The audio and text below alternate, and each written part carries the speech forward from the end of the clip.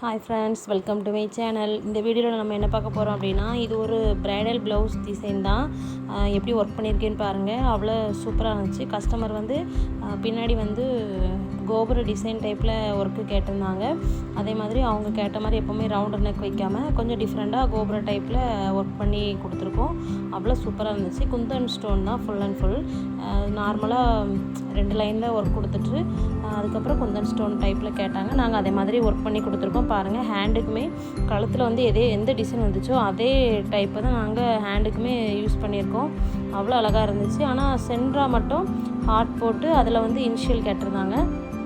நாங்கள் அதே மாதிரி ஹார்ட் போட்டு சென்ட்ரா வந்து இனிஷியல் வந்து த்ரெட் ஒர்க்கில் தான் பண்ணியிருக்கோம், பீடில் போடாமல்.